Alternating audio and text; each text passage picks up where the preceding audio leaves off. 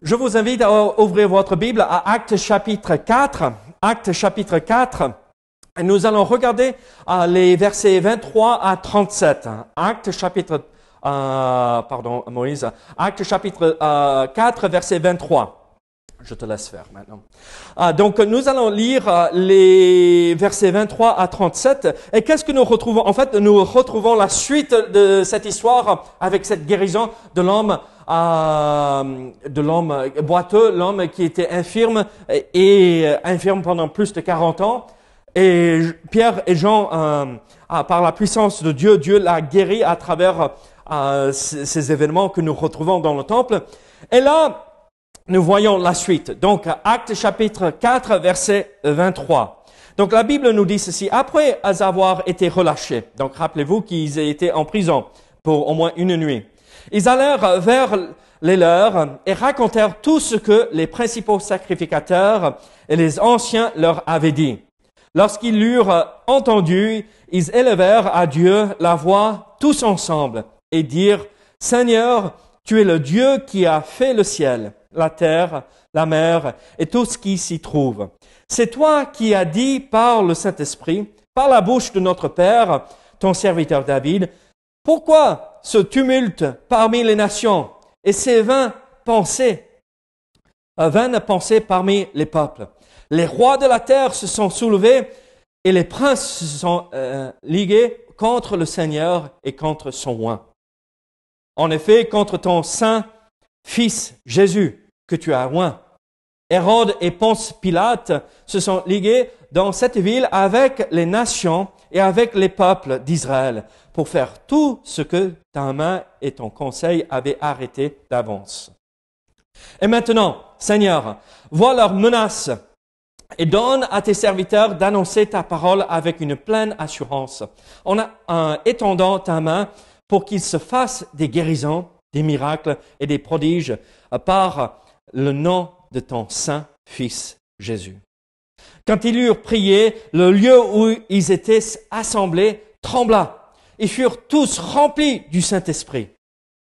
Et ils annonçaient la parole de Dieu avec assurance. La multitude de ceux qui avaient cru n'était qu'un cœur et qu'une âme. Nul ne disait que ses biens lui appartenissent en propre, mais tout était commun entre eux. Les apôtres rendaient avec beaucoup de force témoignage de la résurrection du Seigneur Jésus. Et une grande grâce reposait sur eux tous, car il n'y avait parmi eux aucun indigent. Tous ceux qui possédaient des champs ou des maisons les vendaient, apportaient le prix de ce qu'ils avaient vendu et le déposaient aux pieds des apôtres. Et l'on faisait des distributions à chacun selon qu'il en avait besoin. Joseph, surnommé par les apôtres Barnabas, ce qui signifie fils de consolation, lévite originaire de Chypre, vendit un champ qu'il possédait, apporta l'argent et le déposa aux pieds des apôtres. Prions ensemble. Seigneur, sois avec nous ce matin, aide-nous à comprendre ce que Dieu veut nous montrer. Seigneur, aide-nous à être sensibles à ton Saint-Esprit. Au nom de Jésus. Amen. Là, ce matin, nous retrouvons la fin de cette histoire avec cette guérison, comme j'avais dit, de cet homme boiteux. Et là, vous rappelez que l'apôtre Jean et l'apôtre Pierre avaient été arrêtés pour la prédication qu'ils avaient faite dans le temple.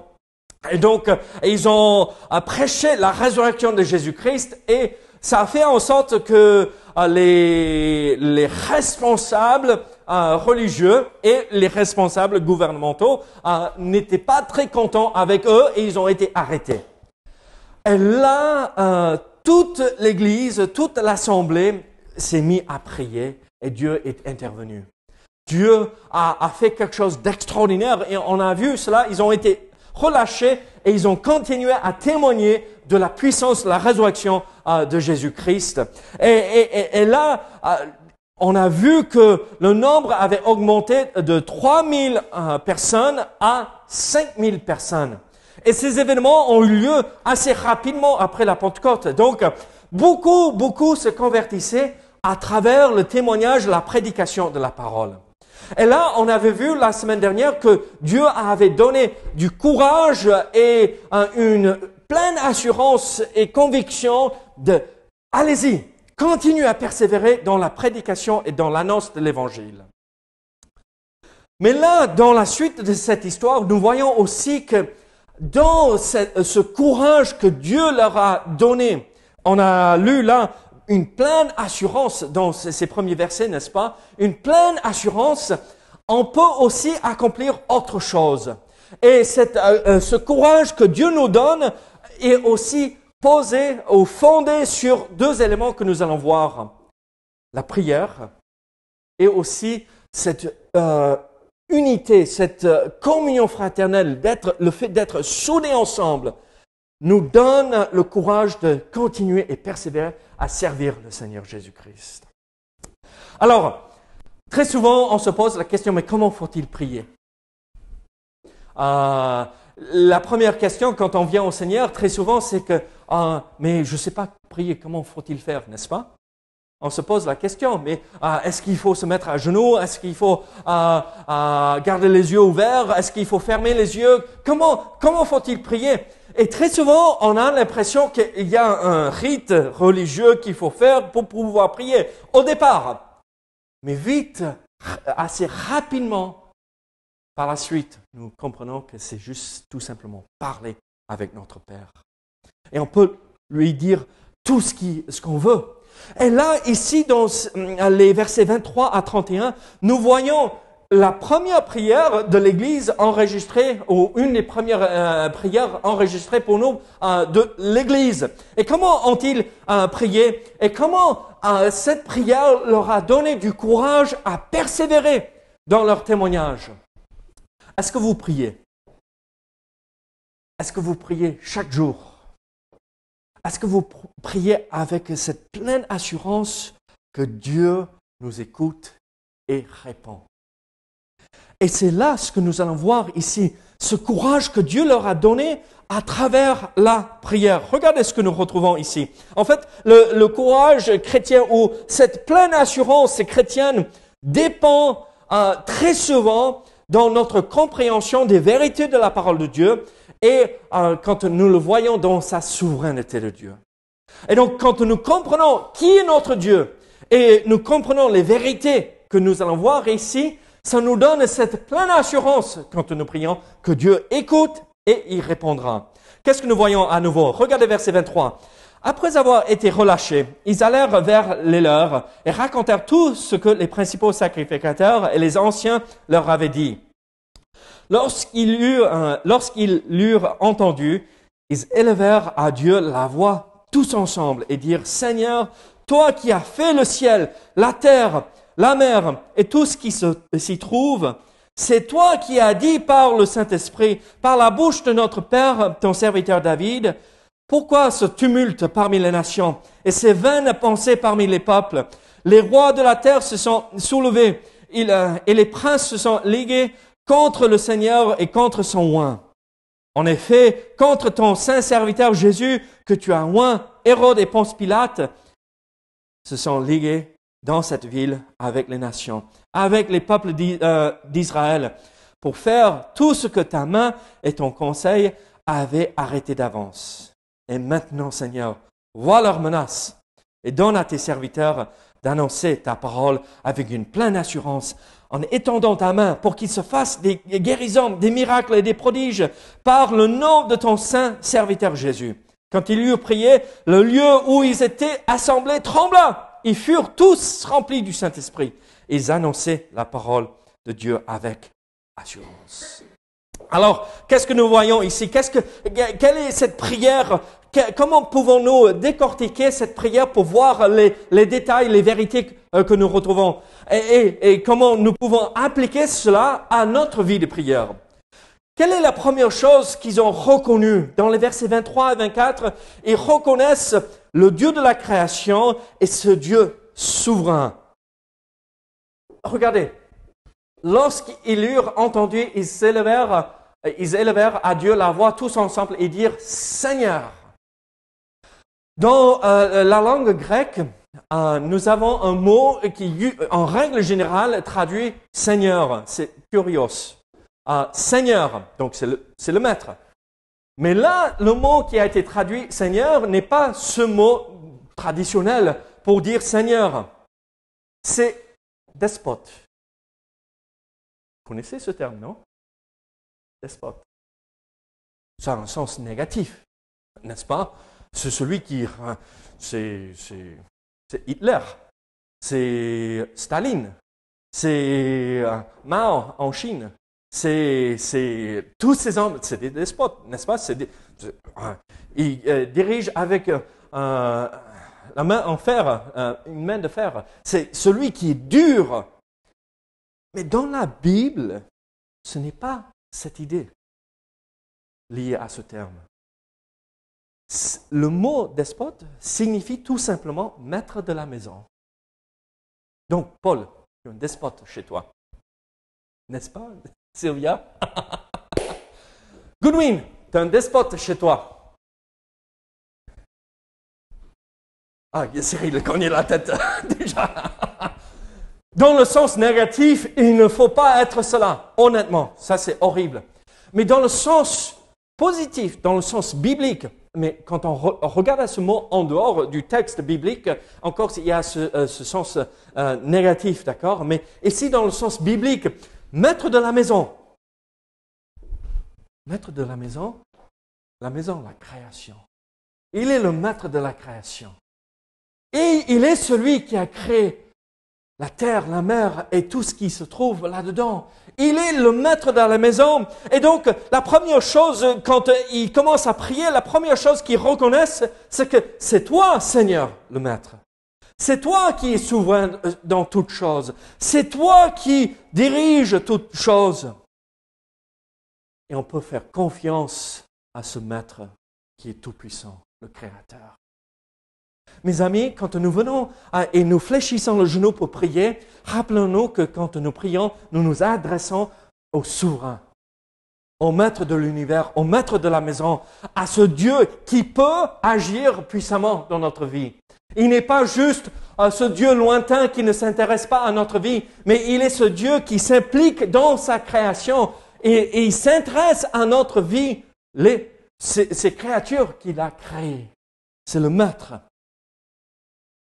Mais nous voyons aussi, ce n'est pas juste ce Dieu souverain, créateur. Mais regardez versets 25 et 26, qu'est-ce que nous retrouvons là par rapport à leur prière? 25 et 26, c'est toi qui as dit par le Saint-Esprit, par la bouche de notre Père, ton serviteur. Pourquoi ce tumulte? Là, on cite le psaume 2, d'accord? Pourquoi ce tumulte parmi les nations? Ces vaines pensées parmi les peuples? Les rois de la terre se sont soulevés et les princes se sont ligués contre le Seigneur et contre son oint. Qu'est-ce que nous voyons ici? C'est pas quand ils ont prié. Et quand vous et moi, nous prions, ce n'est pas juste que c'est le Dieu souverain, le créateur de tout qui est là, à qui nous prions, mais c'est aussi ce Dieu qui se révèle. Il se révèle par le Saint-Esprit. Et c'est qui a inspiré les Écritures? Le Saint-Esprit. C'est David. C'est l'auteur de beaucoup de psaumes, n'est-ce pas?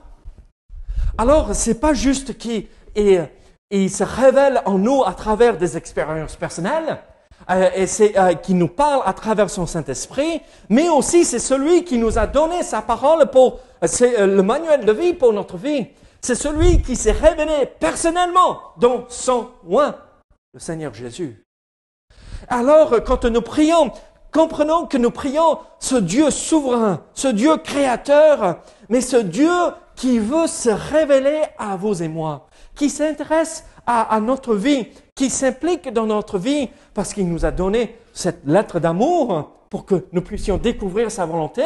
Et il s'est révélé à travers les Écritures, mais l'Esprit Saint qui est en nous, qui nous parle, qui nous convainc du bien et du mal, qui nous convainc de la volonté de Dieu, qui œuvre, qui nous donne tous ces dons spirituels aussi, afin que nous puissions le servir. Ça, c'est le Dieu que moi je prie. Le Dieu qui vient se révéler à moi personnellement. Est-ce que vous le rencontrez dans la prière personnellement? Est-ce que vous entendez sa voix? Ce n'est pas une voix audible, hein? Mais est-ce que vous l'entendez quand vous priez? Qui vous parle, il vient réconforter ce cœur troublé. Il vient vous révéler sa volonté. Est-ce que je dois acheter ce camion ou pas? Pour la 5e fois. Est-ce que je dois prendre ce boulot ou pas? Et il vient, il nous parle. Alors, quand nous prions, notre prière s'adresse à ce Dieu souverain, le Créateur, ce Dieu qui se révèle à nous tous. Et là, nous voyons comment eux, ils ont pris les Écritures, ils ont appliqué à leur propre vie. Hein. Les rois de la terre se sont soulevés et les princes se sont ligués contre le Seigneur et contre son oint. En effet, contre ton saint serviteur. Donc, ils appliquent le Messie à Jésus. Que t'as oint Hérode et Ponce Pilate. Ça, c'est qui? Ceux qui se sont ligués contre le oint. Après, le peuple d'Israël, là, on voit qu'il parle, il parle des peuples comme les dirigeants d'Israël. Et donc, ils prennent la parole. Ce Dieu qui se révèle à travers la parole, ils appliquent ces choses à leur propre vie. Dieu s'est révélé à travers sa parole. Il dit, c'est pour vous. Et mettez ça en pratique dans votre vie. C'est ce qui va vous donner toutes les réponses pour votre vie. Alors, à nous de chercher les applications dans notre vie personnelle. Alors, nous voyons ce Dieu qui se révèle dans sa révélation, la parole de Dieu, par l'œuvre du Saint-Esprit dans notre cœur. Ce Dieu souverain. Mais regardez versets 27 et 28. En effet, contre ton saint serviteur Jésus, Hérode, Ponce Pilate, ainsi de suite, regardez, pour faire tout ce que ta main et ton conseil avaient arrêté d'avance. Tout le plan de Dieu s'accomplit parfaitement chaque fois.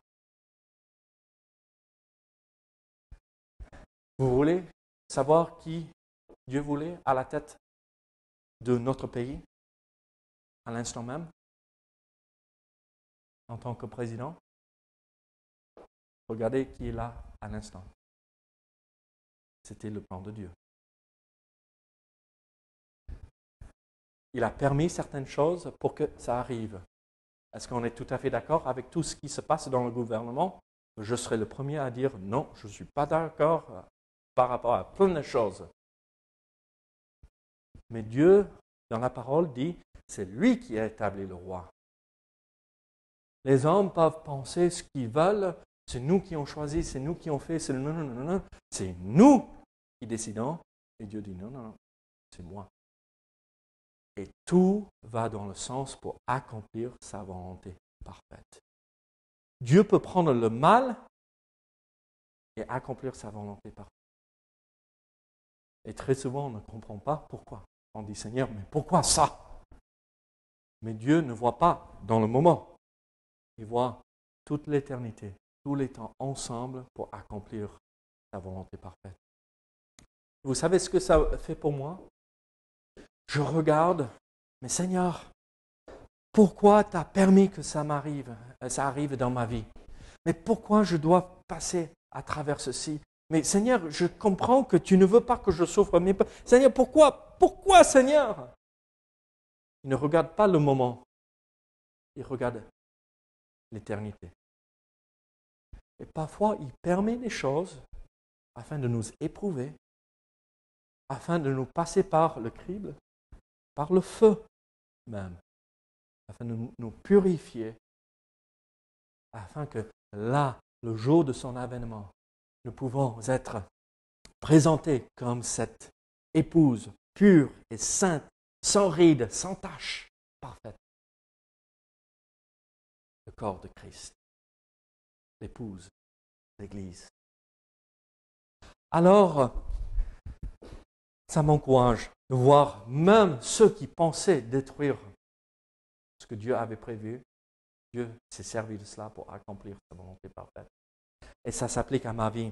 Et regardez par la suite, ils ont prié ce Dieu souverain, ils ont prié ce Dieu qui se révèle et qui s'intéresse et qui s'implique dans la vie des croyants. Et ils ont prié ce Dieu qui est souverain dans tout et sa volonté parfaite s'accomplira à chaque fois. Mais regardez par la suite. Maintenant, ils ont compris ces vérités de qui est ce Dieu. Donc, Seigneur, maintenant, aide-nous. Regardez à partir du verset 29. Qu'est-ce que nous trouvons ici? Comment ont-ils appliqué ces vérités à leur propre vie? Et maintenant, Seigneur, vois leurs menaces.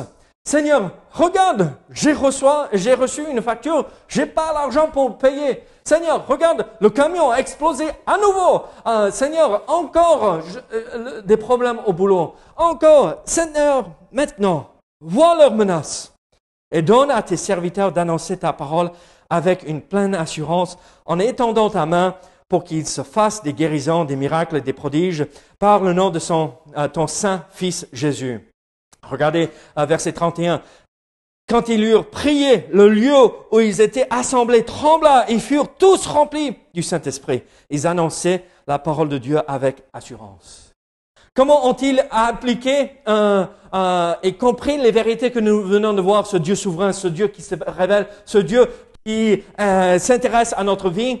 Et ils n'ont pas prié, Seigneur, enlève-moi ce problème. Seigneur, fais en sorte que ceux qui nous poursuivent pour nous mettre en prison, qu'ils tombent malades, qu'ils disparaissent. Non. Qu'est-ce qu'ils ont prié? Ne pas être enlevés de la situation, mais au sein de l'épreuve, Seigneur, tu nous donnes du courage. Que tu nous donnes une pleine assurance pour poursuivre à l'annonce de l'Évangile. Pouvoir tenir ferme. Ne pas baisser les bras et lâcher. Et dire, oh, j'en peux plus. Non, Seigneur, avec ton aide, même quand tout va mal, je vais continuer à te servir. Quand tout s'écroule autour de moi, Seigneur, je serai toujours prêt à te servir. Quand je perds tout, je continue pour toi. Ils ont prié, Seigneur, donne-nous cette pleine assurance. Et qu'est-ce que Dieu a fait? Il leur a donné cette pleine assurance. Il les a remplis de son Saint-Esprit. Vous savez, le seul commandement que nous avons reçu de la part de Dieu concernant le Saint-Esprit, c'est d'être remplis du Saint-Esprit. Beaucoup de gens comprennent mal ce qu'il faut faire par rapport au Saint-Esprit. Ils croient qu'il faut faire quelque chose pour être baptisé du Saint-Esprit. Ils croient qu'il faut faire quelque chose pour recevoir des dons spirituels de la part du Saint-Esprit. Non, Dieu s'occupe de tout cela. Qu'est-ce que la Bible nous dit dans Éphésiens chapitre 5? Soyez remplis du Saint-Esprit. Comment être rempli du Saint-Esprit? Être rempli de la parole, marcher en communion avec lui et se présenter comme un sacrifice vivant à Dieu pour qu'il, lui, il prenne les rênes, qu'il dirige notre vie. Et à travers cela, il vient, il remplit notre vie. C'est la plénitude du Saint-Esprit et Dieu, à travers nous, agit puissamment. Et comment ça s'est manifesté dans leur situation? Un petit tremblement de terre, la maison a tremblé. Mais quand Dieu prend contrôle de notre vie, très souvent, ça bouleverse des choses, n'est-ce pas, dans notre vie. Ça secoue un tout petit peu. Quand vous voyez une personne qui sert Dieu, ça va troubler, ça va bousculer les autres autour d'eux. Parce que les gens disent, ah là, il y a quelque chose de différent. Ah là, Et là, on voit qu'ils priaient que Dieu intervienne, se serve d'eux d'une façon puissante. Pourquoi? Pour eux? Pour qu'ils soient protégés? Non, pour que nous puissions annoncer l'Évangile. Alors, nous voyons ces vérités concernant cette pleine assurance à travers la prière que Dieu a donnée à cette Église qui venait de démarrer, et c'est possible pour nous aussi. Mais nous voyons une dernière chose, une dernière vérité à partir de verset 32. qu'il faut comprendre aussi. C'est cette idée d'une pleine assurance dans le service vis-à-vis des autres. Servir notre prochain, servir notre frère et notre sœur en Christ. Qu'est-ce que nous voyons? La multitude de ceux qui avaient cru n'était qu'un cœur et qu'une âme. Donc unis, soudés ensemble. Je sais que s'il faut, on peut appeler l'un ou l'autre et on sera là. N'importe quel moment de la nuit, sauf quand je éteins le téléphone. Mais vous voyez ce que je veux dire? C'est cette idée que unis, soudés ensemble, qu'on peut compter sur les uns les autres. Et c'est ce service que Dieu nous donne à accomplir au sein de l'Assemblée. Qu'est-ce que nous voyons encore? Nul ne disait que ses biens lui appartenissent. C'est comme ça qu'on le dit? Appartenance. Mais pourquoi les Français compliquent la langue française? Cyril, comment tu aurais à prononcer ce mot? Ah oui, merci. Alors, appartenance, en propre, mais tout était commun entre eux. Les apôtres rendaient avec beaucoup de force témoignage de la résurrection du Seigneur Jésus. Une grande grâce reposait sur eux tous, car il n'y avait parmi eux aucun indigent. Tous ceux qui possédaient des champs ou des maisons les vendaient, apportaient le prix de ce qu'ils avaient vendu, le déposaient aux pieds des apôtres. Et l'on faisait des distributions à chacun selon qu'il en avait besoin. Qu'est-ce que nous voyons ici? Ils avaient mis tout en commun. Pourquoi avaient-ils tous agi comme ça? Pourquoi ils vendaient tous les champs, les maisons, tout cela? Parce qu'ils pensaient que le retour de Christ était là dans les prochains jours.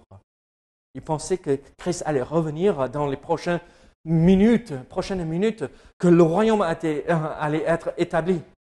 Et donc, est-ce qu'il faut faire la même chose aujourd'hui? Non, c'est pas ce que la Bible enseigne. Ce que la Bible enseigne, c'est qu'il faut aider son prochain. Quand nous voyons un frère ou une sœur dans le besoin, si nous avons la capacité de l'aider, il faut aller vers cette personne pour l'aider.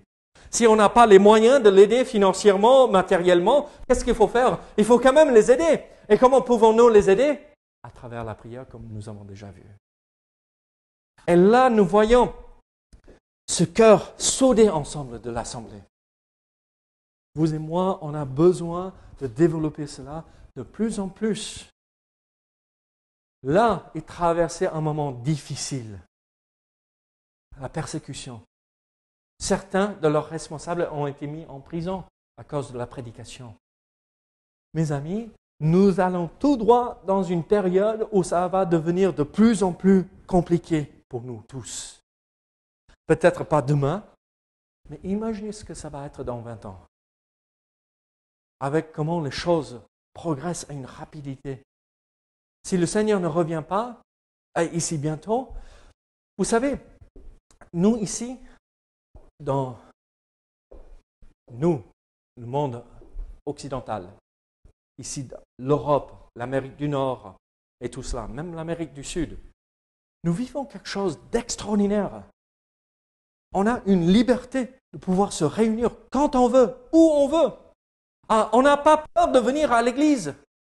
Mais si vous allez ailleurs dans le monde, en Russie, en Asie, en Afrique, même dans certains pays de l'Amérique du Sud ou au Moyen-Orient, il n'y a aucun moment dans l'histoire de l'Église qu'il y a eu autant de martyrs que du 1er, 2e, 3e siècle, 4e siècle. Il faut remonter au début de l'Église pour retrouver autant de martyrs comme nous avons aujourd'hui. Nous allons vers une période difficile. Même ici, dans nos pays où nous avons, entre guillemets, la liberté. Et alors, développons cette mentalité et cette pratique aujourd'hui, avant que nous faisons face à cela, pour que nous soyons soudés ensemble, prêts à aider et intervenir quand il faut pour notre prochain. Et là, Luc ne peut pas s'empêcher. Il veut parler de Barnabas. C'est la première fois que nous retrouvons Barnabas. C'est qui a encouragé Paul au départ? Barnabas. Au départ, on parlait de Barnabas et Paul. Après, plus tard, dans le livre des Actes des Apôtres, nous parlons de Paul et Barnabas, et après, Paul et les autres. Et Barnabas est parti avec Jean-Marc. Là, on a un exemple à suivre. Joseph, surnommé, donc ce n'est même pas son vrai nom, hein, c'est son surnom.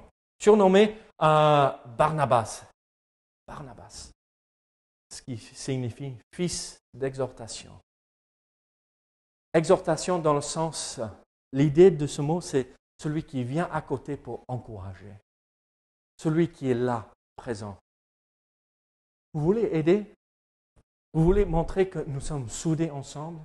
Quand nous voyons une personne dans la souffrance, comment faut-il faire? Venir à côté et dire, « Hey, je suis là. Est-ce que je peux faire quelque chose pour t'aider? Est-ce que tu as besoin de quoi que ce soit?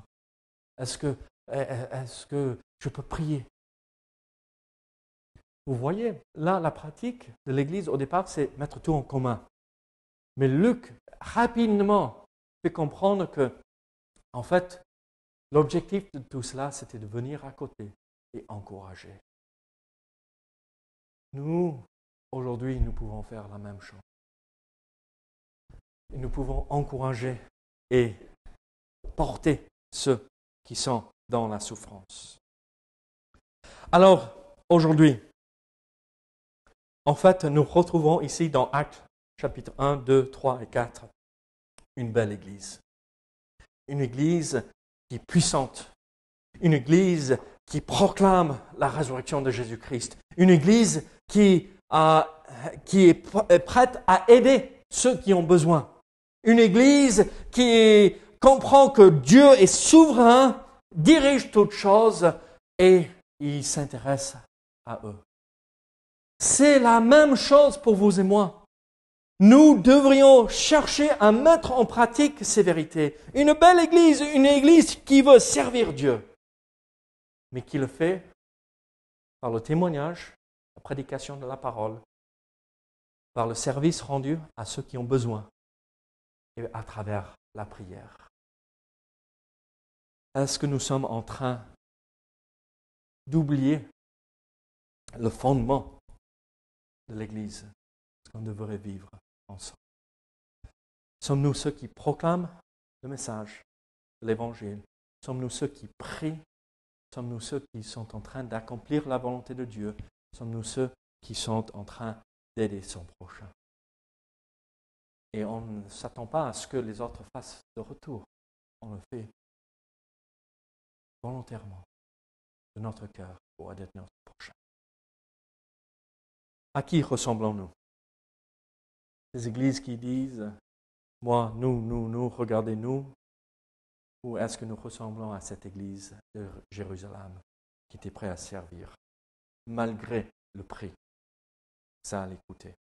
Prions ensemble. Seigneur, merci pour ta parole.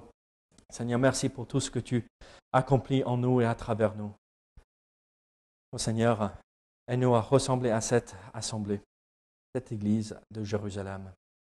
Seigneur, nous savons que assez rapidement par la suite, des soucis, des problèmes, des troubles viennent secouer l'église. Et Seigneur, là, nous avons un exemple magnifique. Seigneur, aide-nous à suivre cet exemple. Au nom de Jésus. Amen.